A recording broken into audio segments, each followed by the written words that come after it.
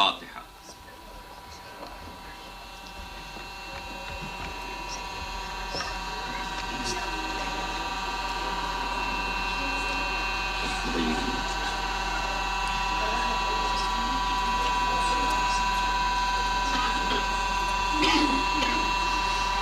اور ایک سورہ فاتحہ بانی مجلس کے مرحوم رشتہ داروں کے لیے۔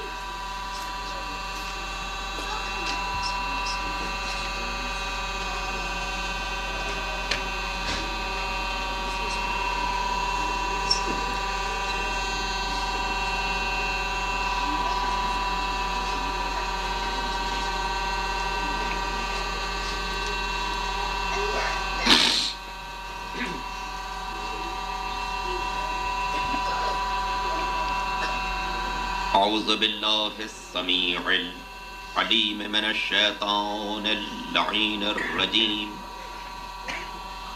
بسم اللہ الرحمن الرحیم، الحمدللہ الذی ہدانا لہذا وما کننا لنہتدی لولا ان ہدانا اللہ، لقد جاءت رسل ربنا بالحق والصلاة والسلام على النبي الأمي المكي المدني العربي الهاشمي سيدنا ونبينا أبي القاسم محمد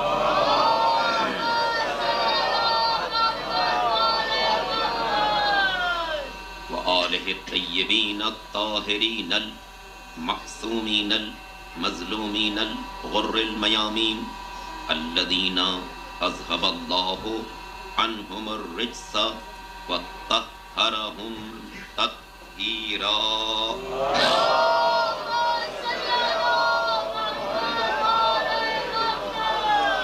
واللعنة الدائمة الباقية على أعدائهم أجمعين من يوم ظلمهم إلى يوم الدين، أما بعد، فقد قال اللہ سبحانہ وتعالی فی محکم کتابہ الکریم وقولہ الحق، بسم اللہ الرحمن الرحیم، الیہ یصعد الکلم الطیب والعمل الصالح یرفعہ۔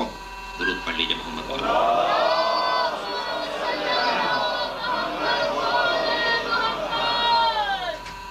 مالک دو جہاں کا ارشاد ہے کہ الیہ یصعد الکلم الطیب والعمل الصالح یرفعہ، اللہ ہی کی طرف بلند ہوتا ہے پاک و پاکیزہ کلام، والعمل الصالح یرفعہ، اور عمل صالح اسے مزید بلندی عطا کرتا ہے۔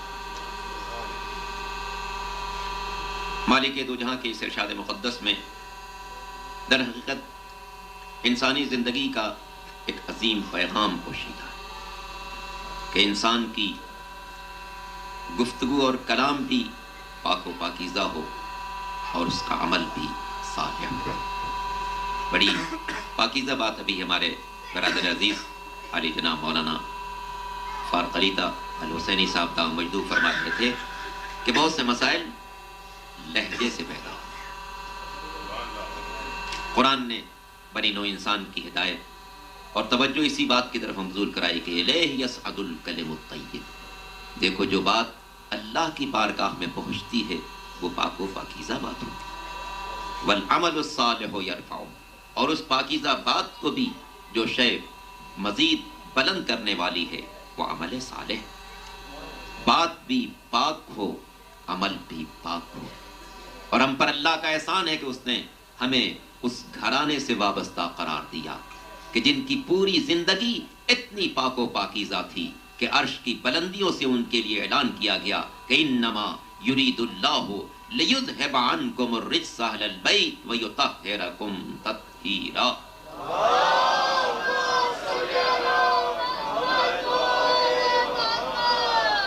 مالک دو جہاں نے جنہیں کائنات میں وہ رفعت عطا کی، وہ عظمت عطا کی کہ اگر انہیں پیدا کرنا مقصود نہ ہوتا تو بس میں کائنات نہ سجائی جاتی۔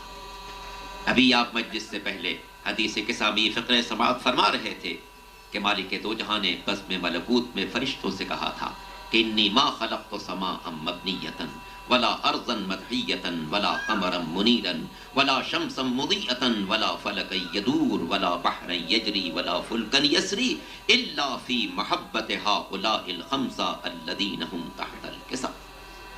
اے میرے بزم ملکوت کے رہنے والوں، یہ 5 ہستیاں جو آج چادر میں جمع ہیں، اگر انہیں پیدا کرنا مقصود نہ ہوتا تو نہ دریا ہوتے، نہ ان کی روانی ہوتی، نہ سمندر ہوتے، نہ ان کی طغیانی ہوتی، نہ آفتاب ہوتا، نہ اس کی تمازت ہوتی، نہ ماہتاب ہوتا، نہ اس کی خنکی ہوتی، نہ ستارے ہوتے، نہ ان کی چمک ہوتی، نہ پھول ہوتے، نہ ان کی مہک ہوتی، نہ پھل ہوتے، نہ ان کی مٹھاس ہوتی، نہ سبزہ ہوتا، نہ شادابی ہوتی، کائنات میں کوئی روشنی نہ ہوتی اگر پنجتن کی روشنی مقصود نہ ہو۔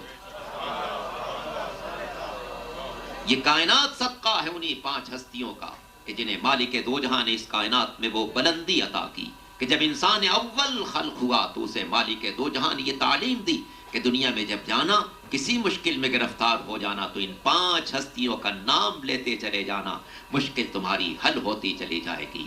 سورہ مبارکہ بقرہ میں ارشاد ہوا فَتَلَقَّى آدَمُ مِن رَبِّهِ كَلِمَاتٍ، مالک دو جہاں کی بارگاہ سے آدم نے کچھ نام حاصل کیے، ان ناموں کے ذریعے سے اپنی دعا قبول پیش کی۔ فتاب علیہ انہ هو التواب الرحیم، مالک دو جہاں نے ان کی توبہ کو قبول کیا، بے شک وہ توبہ کو قبول کرنے والا ہے اور بہت مہربان ہے۔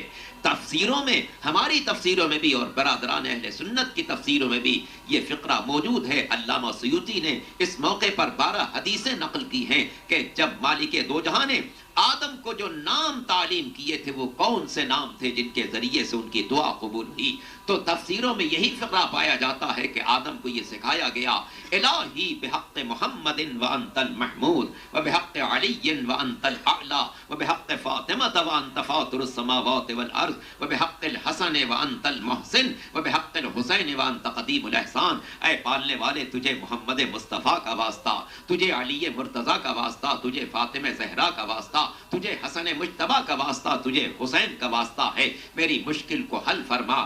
غور کرنے کی بات ہے کہ آدم انسان اول بھی ہیں، ہادی اول بھی ہیں، پہلے نبی بھی ہیں، پہلے خلیفۃ اللہ بھی ہیں۔ مالک دو جہاں آدم کو یہ 5 نام تعلیم دے کر دنیا کے اندر بھیج رہا ہے تاکہ دنیا بھر پر واضح رہے کہ دنیا والوں، جو پہلا انسان تھا اسے یہ 5 نام سکھائے گئے، جو پہلا نبی تھا اسے یہ 5 نام سکھائے گئے، جو پہلا ہادی برحق تھا اسے یہ 5 نام سکھائے گئے، جو پہلا خلیفۃ اللہ فی الارض تھا اسے یہ 5 نام سکھائے گئے، تاکہ دنیا میں جو انسان نبوت سے رشتہ رکھتا ہے وہ یہ پیش نظر رکھے گا کہ جو پہلا نبی تھا اس نے ان 5 ناموں کو اپنی مشکل میں وسیلہ بنایا تھا۔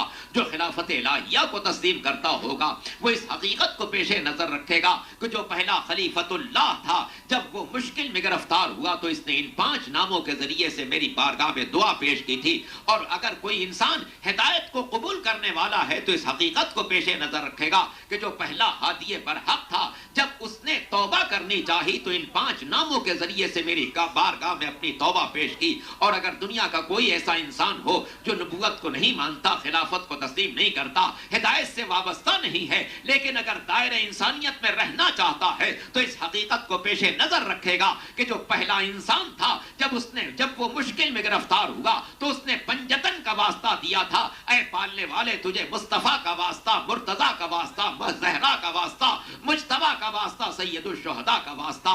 ادھر یہ توبہ کی دعا جا رہی ہے، ادھر مالک کی جانب سے رحمت کا نزول ہو رہا ہے، تاکہ دنیا پر واضح ہو جائے کہ اب آج سے لے کے قیامت تک جب بنی نو انسان مشکل میں گرفتار ہو تو انہی ناموں کو وسیلہ بناتے جائیں جنہیں نئے انسان اول نے وسیلہ بنایا تھا اور اس کی توبہ قبول ہو گئی تھی۔ مل کے درود پڑھ لیجئے محمد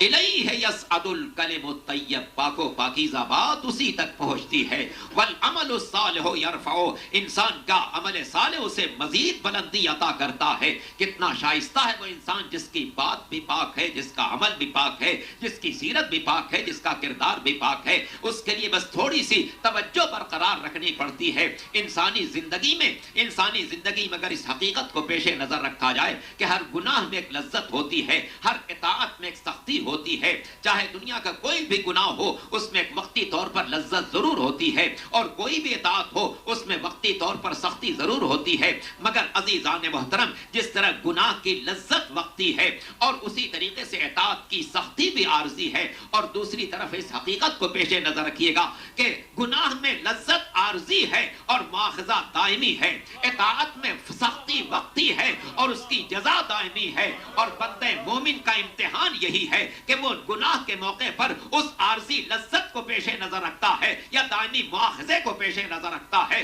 اور اطاعت کے موقع پر اس عارضی سختی کی بنا پر گھبرا جاتا ہے یا دائمی جزا کو دیکھ کر قدم آگے بڑھا دیتا.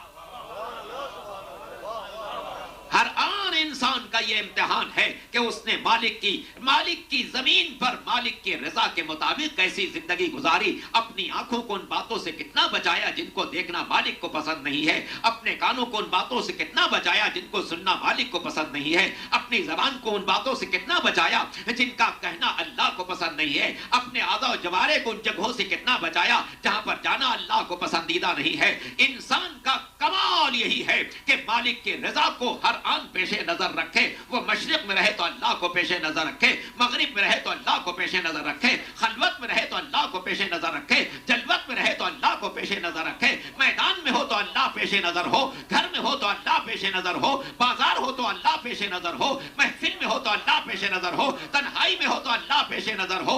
ان کا غلام بن جائے, ان کا غلام بن جائے جن کی پوری زندگی اللہ کی رضا کا ایسا مظہر بن گئی تھی. ان کے ہاتھ ید اللہ کہلائے, ان کی آنکھیں عین اللہ کہلائی, ان کا چہرہ وجہ اللہ کہلایا, ان کی زبان لسان اللہ کہلائی, ان کا نفس کبھی نفس رسول کہلایا, کبھی نفس اللہ کہلایا.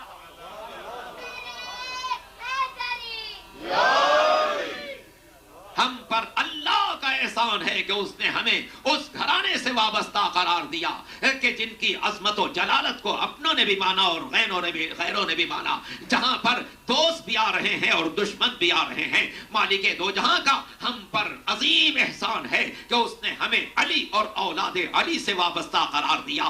مالک دو جہاں نے اپنے حبیب کے ذریعے سے بندوں کو دو ہی تو تحفے عطا کیے ہیں, اور اسی لیے ختمی مرتبہ جب دنیا سے جانے لگے تو یہ دو تحفے امت کو دے کر گئے. انی تارکن فیکم الثقلین کتاب اللہ و عترتی اہل بیتی, میں تمہارے درمیان دو ہی چیزیں چھوڑ کر جا رہا ہوں, ایک اللہ کی کتاب ہے اور دوسرے میرے اہل بیت ہیں. اے دنیا والو آؤ غور کرو ان کی منزل کتنی بلند ہے. کتاب وہ عطا کی ہے جس میں کوئی ریب نہیں ہے, اور ہادی وہ عطا کیے ہیں جن میں کوئی عیب نہیں. کتاب وہ عطا کی ہے جن میں کوئی ریب نہیں ہے, اور ہادی وہ عطا کیے ہیں جن میں کوئی عیب نہیں ہے. اور ان دونوں کو اللہ نے ایک دوسرے سے اتنا نزدیک رکھا ہے, اتنا مشابہ بنایا ہے, اتنا قریب بنایا ہے کہ مورخ نے بجا طور پر لکھا کہ اگر انسانی کمالات کو الفاظ میں پڑھنا ہو تو قرآن کی تلاوت کر لی جائے, اور انہی انسانی کمالات کو کردار کی شکل میں دیکھنا ہو تو آل محمد کی زندگی کو دیکھ لیا جائے, آل محمد کی زندگی کو دیکھ لیا جائے, جنہیں مالک دو جہاں نے خصوصی طور پر اپنی رضا کا ایسا مظہر کامل بنا کر بھیجا کہ کائنات میں نہ پہلے ان کی مثال پیش کی جا سکتی ہے نہ بعد میں ان کی مثال پیش کی جا سکتی ہے. اور کیوں نہ ہو, اس لیے کہ سب اللہ کے نور کے جلوے ہیں. مالک دو جہاں نے جب اپنے نور کو رحمت کا لباس پہنایا تو رحمت للعالمین تشریف لائے, جب اس نے اسی نور کو شجاعت کا لباس پہنایا تو علی مرتضیٰ تشریف لائے, جب اسی نور کو تقدس کا جلال عطا کیا تو خاتون محشر تشریف لائی, جب اسی نور کو اس نے صلح کا لباس پہنایا تو حسن مجتبیٰ تشریف لائے, جب اسی نور کو صبر کا وقار عطا کیا تو حسین مظلوم تشریف لائے, جب اسی نور کو عبادت کے قالب میں ڈھالا تو زین العابدین تشریف لائے, جب اسی نور کو علم کا وقار عطا کیا تو باقر العلم تشریف لائے, جب اسی نور کو صداقت کا پیکر بنایا تو جعفر صادق تشریف لائے, اور جب اسی نور کو بردباری کا مظہر بنایا تو موسی کاظم تشریف لائے, جب اسی نور کو اپنی رضا کا مظہر بنایا تو علی رضا تشریف لائے, اور جب اسی نور کو سخاوت کا مرقع بنایا تو محمد تقی جواد تشریف لائے, اور جب اسی نور کو باطن کی پاکیزگی کا مظہر بنایا تو علی نقی تشریف لائے, اور جب اللہ نے اپنی عسکری قوت کو ظاہر کیا تو حسن عسکری تشریف لائے, اور جب اس کا فیصلہ یہ ہوا کہ میرا نور دنیا پر غالب آ جائے تو حجت غالب تشریف لائے.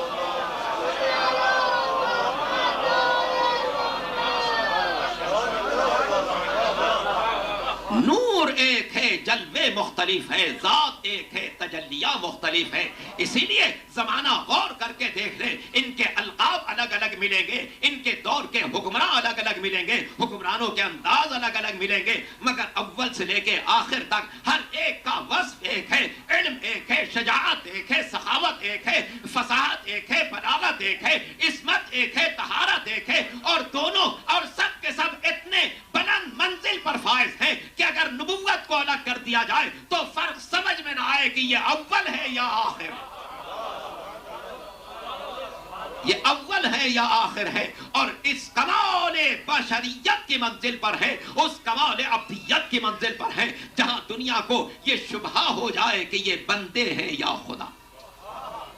تاریخ بشریت میں کوئی ایسا فرد نہیں مل سکتا. حلال مشکلات مولا کائنات امیر المومنین علی ابن ابی طالب علیہ السلام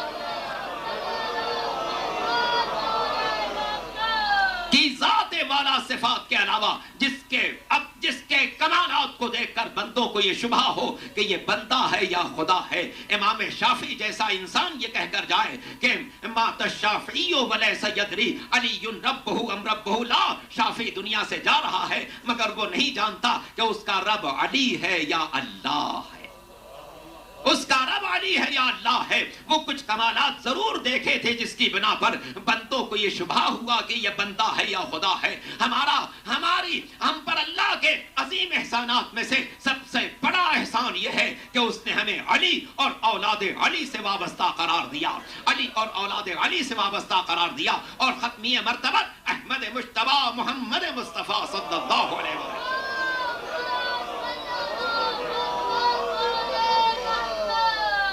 کا یہ فرمان دنیا کی کتابوں میں، برادران اہل سنت کی کتابوں میں بھی اور ہماری کتابوں میں بھی پڑھا جا سکتا ہے. ہر انسان ان مصادر کا خود مطالعہ کر سکتا ہے کہ پیغمبر نے ارشاد فرمایا یا علی انت و شیعتک هم الفائزون، علی تم کامیاب ہو اور تمہارے شیعہ کامیاب.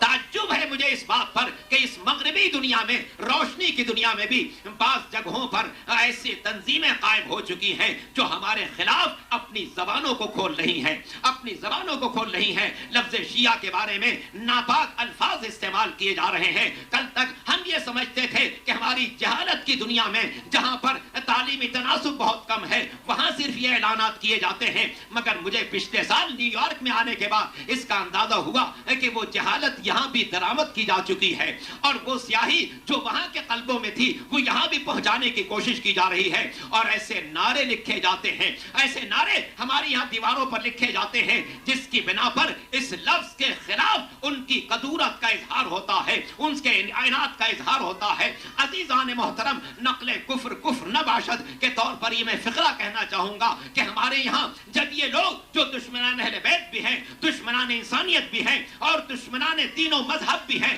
جب یہ جلوس نکالتے ہیں تو ان کی زبانوں پر یہی نعرہ ہوتا ہے، اور جب دیواروں پر اپنے دلوں کی سیاہی کو منتقل کرتے ہیں تب بھی یہاں وہاں یہی لکھتے نظر آتے ہیں کہ کافر کافر شیعہ کافر. یہ چار ہی لفظیں لکھی ہوئی نظر آتی ہیں. بولتے ہیں تو یہی چار لفظیں بولتے ہیں اور جب لکھتے ہیں تو یہی چار لفظیں لکھتے ہیں. لیکن میں اپنے جوانوں کے لیے، اپنے برادران کے لیے کہوں گا کہ اس سے آپ گھبرائیے گا نہیں، بلکہ اس کو ذرا گن کر دیکھ لیجئے. لفظیں چار ہیں تو ان چار لفظوں میں بھی 3 کافر ہیں اور 1 شیعہ ہے.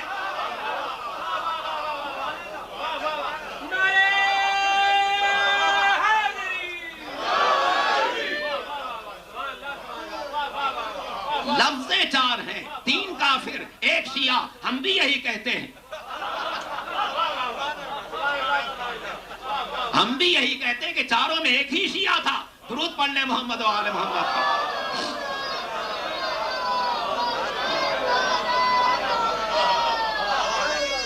ہمیں فخر ہے کہ ہمارا نام وہ ہے جو مالک دو جہاں نے کبھی کسی نبی کے لیے لیا، کبھی نبی کے سچے چاہنے والے کے لیے لیا. جب جناب موسیٰ، سورہ مبارکہ قصص میں ارشاد ہوتا ہے، جب جناب موسیٰ اپنے گھر سے نکلے دیکھا 2 آدمی لڑ رہے ہیں، ھذا من شیعتہ وھذا من عدوہ. 2 آدمی لڑ رہے تھے، ایک موسیٰ کا شیعہ تھا، دوسرا موسیٰ کا دشمن تھا. اے پالنے والے، جب دشمن کے مقابلے میں دوست کا لفظ آ سکتا تھا، بڑی واضح سی بات تھی کہ ایک دوست تھا دوسرا دشمن تھا. تو اے پالنے والے، جب دشمن کے مقابلے میں دوست کی لفظ آ سکتی تھی تو تو نے یوں کیوں نہیں کہہ دیا کہ ان دو انسانوں میں جو لڑ رہے تھے، ایک دوست تھا دوسرا دشمن تھا؟ مالک دو جہان یہ عبارت نہیں استعمال کی، بلکہ الفاظ کیا ہیں؟ ھذا من شیعتہ وھذا من عدوہ، ایک موسیٰ کا شیعہ تھا دوسرا دشمن تھا۔ گویا قرآن نے یہ واضح کر دیا کہ نبی کا دشمن تو دشمن کہا جاتا ہے، نبی کے سچے چاہنے والے کو شیعہ کہا جاتا ہے۔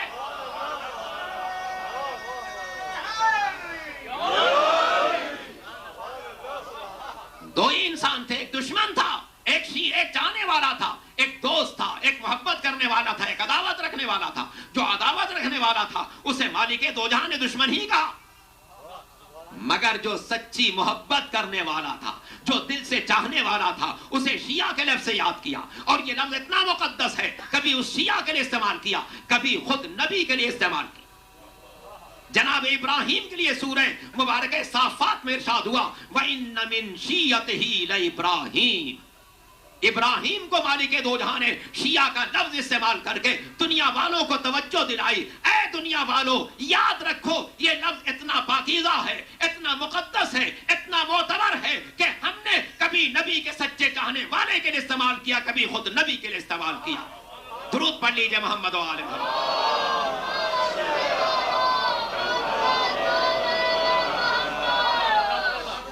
سورہ مبارک قصص میں ارشاد ہوا کہ دیکھا دو آدمی لڑ رہے ہیں، ھذا من شیعتہ وھذا من عدوہ، ایک موسیٰ کا شیعہ تھا دوسرا دشمن تھا۔ فاستغاثہ الذی من شیعتہ علی الذی من عدوہ، جو موسیٰ کا شیعہ تھا اس نے موسیٰ کو مدد کے لیے پکارا۔ عجیب عبارت ہے قرآن کی کہ جو موسیٰ کا شیعہ تھا اس نے موسیٰ کو مدد کے لیے پکارا۔ گویا اس سے یہ بھی سمجھا جا سکتا ہے کہ شیعوں کی ہر دور میں خصوصیت یہ رہی ہے، جب بھی کسی مشکل میں گرفتار ہوتے ہیں الہی نمائندے کو مدد کے لیے پکار لیا کرتے ہیں۔ موسیٰ کے شیعہ نے موسیٰ کو پکارا تو علی کا شیعہ علی کو پکارے گا۔ اور عربی میں جب پکارنا ہو تو یا لگاتے ہیں، اور مدد کے لیے ادرکنی کا لفظ استعمال کرتے ہیں۔ تو اگر اس وقت کے شیعہ نے موسیٰ کو پکارا ہوگا تو عربی زبان میں یوں کہے گا یا موسیٰ ادرکنی۔ اور آج کے دور میں جب علی کا شیعہ کسی مشکل میں گرفتار ہوگا اور مولا کو پکارے گا تو یوں ہی تو کہے گا یا علی ادرکنی۔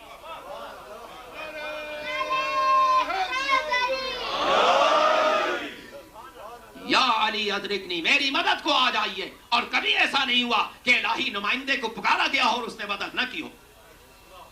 کیا ایسا قرآن میں ہے کہ جب جناب موسیٰ کو اس نے پکارا فاستغاثہ الذی من شیعتہ، جو موسیٰ کا شیعہ تھا اس نے موسیٰ کو مدد کے لیے پکارا، تو کیا موسیٰ نے اس سے کہہ دیا ڈو یور جاب، میاں خود ہی نہیں پڑھ لو، مجھے کیا ضرورت ہے؟ نہیں، ہرگز نہیں ایسا۔ تو آج میرا مولا بھی نہیں کہہ سکتا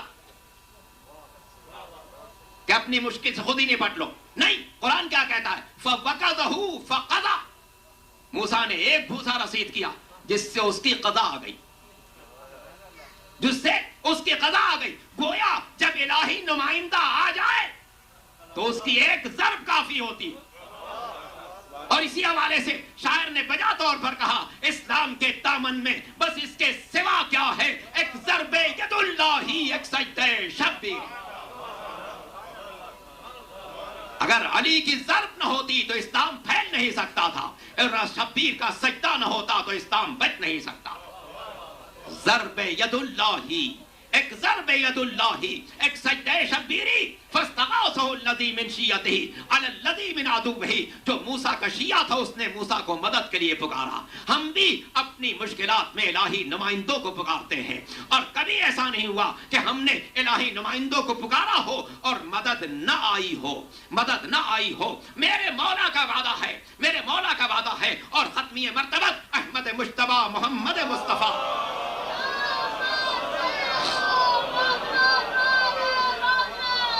کا یہ فقرہ تاریخوں میں پڑھا جا سکتا ہے کہ ختمی مرتبت نے مولا کو مخاطب کر کے کہا یا علی نصرت الانبیاء سرا ونصرتنی جہرا، علی تم نے سب کی مدد کی ہے، باقی کی مدد مخفی طور پر کی ہے، میرے مجھ سے قبل کے انبیاء کی مدد مخفی طور پر کی ہے، میری ظاہر بظاہر کی ہے۔ ظاہر بظاہر کی ہے. اور جب پیغمبر خود کسی مشکل میں گرفتار ہوا تو مالک دو جہاں نے اعلان کیا ناد علی مظہر العجائب، پکاری علی کو جو عجائب و غرائب کا مظہر ہیں، جسے خود مالک عجائب و غرائب کا مظہر کہہ دے. اور ظاہر ہے اسی لیے تاریخ اسلام کی یہ سچی حقیقت ہے کہ کوئی معرکہ اس وقت تک سر نہیں ہو سکا جب تک علی میدان میں نہ آ گئے. علی میدان میں نہ آ گئے. یہ علی کی تلوار تھی جو جب چمکتی تھی تو پہچان کر قتل کرتی تھی. صفین میں جب مالک اشتر نے میرے مولا سے ایک صبح کو کہا کہ مولا آج کی شب آپ نے 516 آدمیوں کو فنار کیا. مالک نے جب یہ فقرہ کہا مولا مسکرائے، پوچھا کیا کہنا چاہتے ہو؟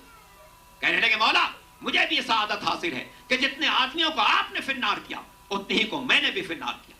اس لیے کہ میں جانتا ہوں جب آپ کسی کو فنار کرتے ہیں تو تکبیر کی آواز بلند کرتے ہیں. مولا جب آپ تکبیر کی آواز بلند کرتے تھے تو میں بھی آپ کی تأسی میں، آپ کی پیروی میں تکبیر کی آواز بلند کرتا تھا اور آپ کے ایک دشمن کو ختم کر دیتا تھا. میرے مولا نے مسکرا کر فرمایا اے مالک یہ بات عدد کے اعتبار سے تو صحیح ہے، عدد کے اعتبار سے تو صحیح ہے، مگر ایک بڑا فرق موجود ہے. جب تمہارے سامنے کوئی شخص آتا تھا تم صرف خدا و رسول کا دشمن سمجھ کے اسے فنار کر دیتے تھے، مگر جب میرے سامنے کوئی آتا تھا تو میں اس کی نسلوں کا جائزہ لیتا تھا، اس کی نسلوں کا جائزہ لیتا تھا. اگر مجھے اس کی نسل میں کوئی بھی صاحب ایمان نظر آ جائے تو میری تلوار اسے چھو نہیں سکتی تھی.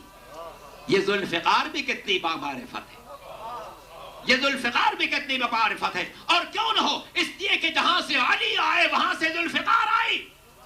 اور مالک دو جہاں نے کہا جبریل سے کہ جاؤ پوری کائنات کو یہ پیغام سنا دو کہ لا فتح الا علی لا سیف الا ذوالفقار. درود پڑھ لیجئے محمد و آل محمد.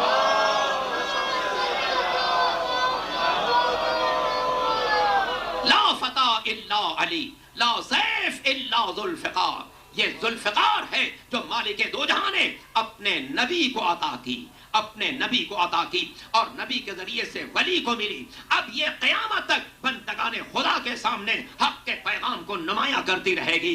جہاں سے عرش کی بلندیوں سے علی آ رہے تھے وہیں سے یہ تلوار آ رہی تھی. اور حق و باطل کے درمیان وہ معرکہ جو ہر دور میں نظر آتا رہے گا. علی اور اولاد علی کے لیے شاعر نے بجا طور پر کہا ہے کہ دنیا کو ہے اس مہدی برحق کی ضرورت، دنیا کو ہے اس مہدی برحق کی ضرورت ہو جس کی نگاہ زلزلے عالم افکار. مل کے درود پڑھ لیں محمد.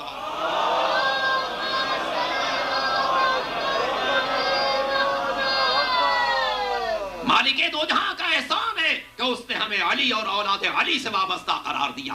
یہ غم ہماری زندگی کے ساتھ ہے. ہم جب تک زندہ رہیں گے غم مناتے رہیں گے. آنے والی نسلیں غم مناتی رہیں گی، اس کے بعد کی نسلیں غم مناتی رہیں گی. یہ دنیا اسی طریقے سے چلتی رہے گی. غم شبیر رک نہیں سکتا ہے، غم شبیر رک نہیں سکتا. اس لیے کہ امام علی مقام نے اپنی قربانی کے ذریعے سے دین مصطفیٰ کو وہ بقا عطا کی ہے، دین مصطفیٰ کو وہ بقا عطا کی ہے کہ اب قیامت تک دنیا کا کوئی انسان اس مذہب کو مٹا نہیں سکتا. اور جب تک مذہب باقی رہے گا اس کے بچانے والے کا تذکرہ باقی رہے گا. اکبر جیسے جوان کو کیسے بھولا جا سکتا ہے، قاسم جیسے نونہال کو کیسے فراموش کیا جا سکتا ہے، اونو محمد جیسے بھانجوں کو کون فراموش کر سکتا ہے. عباس علم بردار کا علم ساری دنیا میں اٹھتا رہے گا اور دنیا کی طرف سے خراج عقیدت پیش کیا جاتا رہے گا. حسین مظلوم کی بارگاہ میں جنہوں نے ایک دن میں 72 لاشیں اٹھائے، ایک دن میں 72 لاشیں اٹھائے. عزیزان محترم، ہم اپنے عزیزوں کا غم مناتے ہیں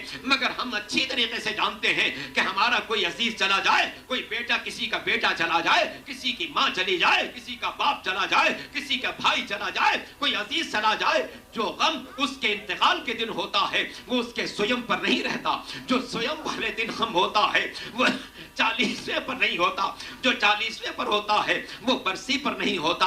और बरस गुजर जाने के बाद तो इंसान रफ्ता रफ्ता गम को भूलता चला जाता है, गम को भूलता चला जाता है। अज़ीज़ान मोहतरम, गौर कीजिएगा इस बात पर। हर इंसान अपने नफ्स से इसका सवाल करके जायजा ले सकता है कि जिसका कोई भी अजीज दुनिया से रुखसत हो गया हो, जो गम उसके इंतकाल के दिन था वो स्वयं पर नहीं था, जो स्वयं के दिन था वो 40वें पर नहीं था, जो 40वें पर था वो बरसी पर नहीं था। और बरस गुजरने के साथ साथ वक्त के साथ ये गम कम होता चला जाता है। मगर ये सिर्फ गरीब नैनवा का गम है, ये सिर्फ गरीब नैनवा का गम है। इस साल 1360 बरस मुकम्मल हो चुके हैं, मगर हर साल ये गम बढ़ता चला जा रहा है। आप हर साल जायजा लेकर दे सकते हैं, हर साल मजलिसों की तादाद में इजाफा, बारगाहों में इजाफा, जुलूसों की तादाद में इजाफा, मजलिसों की रौनक में इजाफा। ये मालिक दो जहां का इंतजाम है कि देखो दुनिया का गम कम होता चला जाता है, मगर जिस गम को हमने दवाम अता किया है वो कल्ब इंसानी में हमेशा हुक्मरान की हैसियत से रहेगा। हर बच्चे में ये जज्बा है मैं हुसैन का मातम करूं, हर जवान में ये जज्बा है मैं अपने मौला का मातम करूं, मैं अब्बास का आलम उठाऊं, और ये जज्बा जिंदा रहेगा। इस जज्बे को कोई मिटा नहीं सकता है। हमारी बारगाहों में इजाफा होता चला जाएगा। अभी नया सेंटर लिया जा रहा है, वहां मजीद रौनक में इजाफा होगा, वहां मजीद आले मोहम्मद का तस्करा होगा, वहां मजीद अलम उठाए जाएंगे, वहां मजीद तस्करा हुसैन का होगा। इसलिए कि सैयदा के लाल का मातम है, सैयदा के लाल का मातम है, ज़ैनब के भाई का मातम है, सकीना के बाबा का मातम है। वो बच्ची अपने बाप को अगर रोना चाहती थी तो शिमर के तमाचे थे और बच्ची का रुखसार था। अल्लाह अल्लाह, अज़ीज़ान मोहतरम, वो कैसा वक्त होगा, वो कैसा वक्त होगा जब नोके नेज़ा पर बाप के सर को बच्ची देख रही होगी। हाय, हम सारी दुनिया में देखते हैं अगर किसी घर से जनाजा उठ जाता है तो लोग घर पर ताज़ियत के लिए जाते हैं, तसल्ली के कलिमात कहते हैं। अगर छोटे बच्चे हों उनके सरों पर दस्ते शफकत फेरा जाता है। आपने कहीं नहीं देखा होगा कि अगर किसी बच्ची का बाप रुखसत हो जाए तो उसे तमाचे लगाए जाए, उसे तमाचे लगाए जाए। आपने कहीं मुलाजा नहीं फरमाया होगा कि जिस घर से जनाजा उठ जाए उस घर को आग लगा दी जाए। मगर ये करबला का मैदान है, ये मोहम्मद की ज़ुर्रियत है, ये फातिमा ज़हरा का घराना है। बीबियां जिन खैमों में जमा हैं उन्हें आग लगाई जा रही है, आग लगाई जा रही है। हमीद इब्ने मुस्लिम कहता है मैंने देखा खैमे चल रहे थे और जिस वक्त खैमों से शोले बुलंद थे मैंने देखा एक छोटी सी बच्ची चलते हुए खैमों से बाहर निकली। आलम ये था उसके दामन में आग लगी हुई थी और जैसे जैसे वो बच्ची कदम बढ़ा रही थी वैसे वैसे दामन की आग भड़कती जा रही थी। हमीद कहता है मैंने करीब जाना चाहा मगर बच्ची ने हाथों को उठाकर फरियाद की, ऐ शेख मेरे नजदीक ना आना, मैं तेरे नबी की औलाद हूँ, जिसका तू कलमा पढ़ता है मैं उसी की औलाद हूँ। मैंने कहा बीबी मैं किसी बुरे इरादे से नहीं आया, आपके दामन की आग को बुझाना चाहता हूँ। बच्ची ने कहा ऐ शेख अगर मेरे साथ कोई एहसान करना चाहता है जरा मुझे नजफ का रास्ता बता। अल्लाह अल्लाह, नजफ का रास्ता बता दे। उसने पूछा बीबी नजफ जाकर क्या करोगी? कहने लगी तुझे मालूम नहीं है नजफ में मेरा दादा अली मुर्तजा रहता है, कब्र से निपट जाऊंगी, फरियाद करूंगी वाह जद्दा। बाबा का सर नोके नेज़ा पर बुलंद किया गया। अजरुकुम अल्लाह, अजरुकुम अल्लाह। आप मुसाब हो चुके, चंद जुमलों की जहमत है। ये वो तारीखें हैं जब लुटा हुआ काफिला कूफा और शाम की मंजिलों को तय कर रहा है, कूफा और शाम की मंजिलों को तय कर रहा है। ये बच्ची कब तक प्यासी थी हम ये तारीख में नहीं महफूज कर सकते, लेकिन हाँ जा बजा इस बच्ची के प्यास का तस्करा जरूर मिलता है, प्यास का तस्करा जरूर मिलता है। जब कूफे से लुटा हुआ काफिला चल रहा था शाम की तरफ दवा था, उस मौके पर भी ये बच्ची अपनी फुफी से बार बार कहती है फुफी जान थोड़ा सा पानी में जाए, फुफी जान थोड़ा सा पानी پانی مل جائے۔ ایک خاتون اپنے گھر سے یہ منظر دیکھ رہی تھی، کم سن بچی ہے، اپنی پھوپھی سے کہتی ہے پھوپھی جان تھوڑا پانی مل جائے، بہت پیاسی ہوں۔ عجب نہیں کبھی فرات کی طرف رخ کرتی ہوگی، چچا کو پکارتی ہوگی، اے چچا پانی کا وعدہ کر کے گئے تھے، آپ کا عالم تو آیا مگر آپ فرات کے کنارے آرام کر رہے ہیں۔ اے چچا جان آپ کی بھتیجی اب بھی پیاسی ہے۔ شہزادی زینب نے کہا بیٹی ابھی تھوڑی دیر میں پانی آ جائے گا، مگر بچی بار بار کہتی ہے پھوپھی جان بہت پیاسی ہوں۔ جب اس خاتون نے اپنے گھر سے یہ منظر دیکھا، ایک پیالے میں پانی لیا، شہزادی کے قریب آئی، آ کر بچی کی خدمت میں پانی پیش کیا۔ بچی نے پانی ہاتھ میں لیا، اب پینا چاہتی ہے۔ جناب زینب نے بچی کو مخاطب کیا، اے بی بی پانی آ چکا ہے، پی لینا، مگر ذرا اس خاتون سے پوچھ لو یہ ہمارے اس حالت میں ہم پر مہربان کیوں ہے؟ ہو سکتا ہے اس کے دل میں کوئی تمنا ہو، یہ تم سے کوئی دعا کرانا چاہتی ہو، اس لیے کہ لوگ مظلوموں سے دعا کراتے ہیں۔ ہو سکتا ہے اس کے دل میں کوئی تمنا ہو، لوگ مظلوموں کے ذریعے سے بارگاہ معبود میں اپنی دعا پیش کرتے ہیں۔ اے بی بی پانی رکھ دو، پہلے اس سے دریافت کر لو، اگر اس کے دل میں کوئی تمنا ہو، کوئی دعا ہو تو اس کے لیے دعا کر دو۔ اس خاتون نے کہا میری کوئی اور تمنا تو نہیں ہے، مگر بی بی جب پانی پی لیں تو میرے لیے دعا کر دیں۔ شہزادی نے کہا بیٹا پانی رکھ دو، پہلے اس کے لیے دعا کر دو۔ اللہ تاریخ کہتی ہے شکینہ نے، بچی نے پانی رکھ دیا، اپنے ہاتھوں کو جوڑا، دعا کے لیے بلند کیا۔ اس خاتون نے کہا میری پہلی دعا یہ ہے آپ دعا کریں خدا بندہ میرے بچوں کو یتیم نہ کرے، خدا بندہ میرے بچوں کو یتیم نہ کرے۔ اللہ جو بچی عالم مسافرت میں یتیم ہوئی، جس کا بابا بھی مارا گیا، جس کا چچا بھی مارا گیا، جس کا پورا خاندان شہید ہوا، اس سے یہ دعا کرائی جا رہی ہے خدا اس کے بچوں کو یتیم نہ کرے۔ جب جناب سکینہ نے یہ دعا کر دی، اس نے کہا میری دوسری دعا یہ ہے میرا وارث سفر سے زندہ آ جائے۔ اللہ جس بچی کا سارا گھرانہ سفر میں شہید کر دیا گیا، اس سے یہ دعا کرائی جا رہی ہے کہ میرا وارث سفر سے زندہ آ جائے۔ بچی نے یہ دعا بھی کر دی۔ اس خاتون نے کہا میری آخری اور تیسری دعا یہ ہے کہ مجھے مدینے کی زیارت نصیب ہو جائے۔ اب یہ وہ منزل تھی، زینب سے برداشت نہ ہو سکا۔ شہزادی زینب نے اس خاتون سے پوچھا اے بی بی مدینے جا کر کیا کرو گی؟ اے بی بی مدینے جا کر کیا کرو گی؟ کہنے لگی مدینے میں میری شہزادیاں رہتی ہیں، میں ان شہزادیوں کی ملاقات کروں گی۔ جناب زینب نے پوچھا ذرا یہ تو بتاؤ تمہاری شہزادیاں کون ہیں؟ اس نے کہا کائنات میں دو ہی میری شہزادیاں ہیں، محمد کی نواسیاں، علی و فاطمہ کی بیٹیاں، زینب ہے، ام کلثوم ہے، میں ان کی زیارت کے لیے جاؤں گی۔ راوی کہتا ہے شہزادی زینب نے پوچھا اے بی بی تم زینب کو پہچانتی ہو؟ اس نے کہا میں کیسے نہ پہچانوں گی، میں نے بڑے عرصے تک زینب کی خدمت کی ہے، بس یہ سننا تھا۔ شہزادی نے اپنے چہرے سے بالوں کو ہٹایا۔ اے بی بی یہ زینب ہے، نوکے نیزہ پر میرے بھائی کا سار۔ عجب نہیں اس بی بی نے مولا کے سر کو مخاطب کیا ہوگا السلام علیک یا ابا عبداللہ، اے میرے مولا۔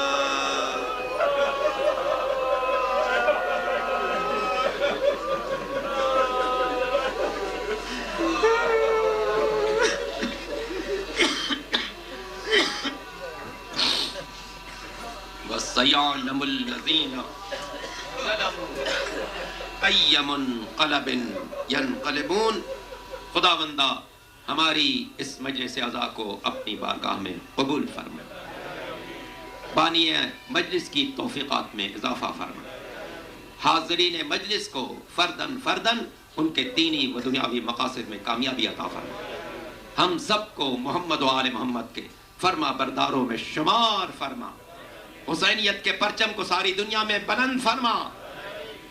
پالنے والے معزز علماء کرام جو تشریف فرما ہیں ان کو صحت و عافیت کے ساتھ طول حیات عطا فرما. معصوم سینٹر کے لیے جو لوگ خدمات انجام دے رہے ہیں، ہمارے ڈاکٹر صاحب، شمیم بھائی اور دوسرے ان کے تمام آبان و انصار، خداوندہ ان سب کی توفیقات میں اضافہ فرما.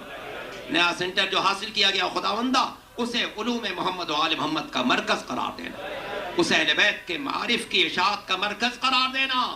اے پالنے والے ہم سب کو حسینیت کے پرستاروں میں شمار فرما. عباس علم بردار کے علم کو ساری دنیا میں بلند فرما. اے پالنے والے ماتم کی صداؤں کو قبول فرما. اے پالنے والے تجھے واسطہ ہے محمد و آل محمد کا، تجھے واسطہ ہے شہیدان کربلا کا، تمام مقدس مزارات کی حفاظت فرما. ہم سب کو ان کی زیارت کا شرف عطا فرما. پالنے والے جملہ حاضرین کو فردن فردن ان کے دینی و دنیاوی مقاصد میں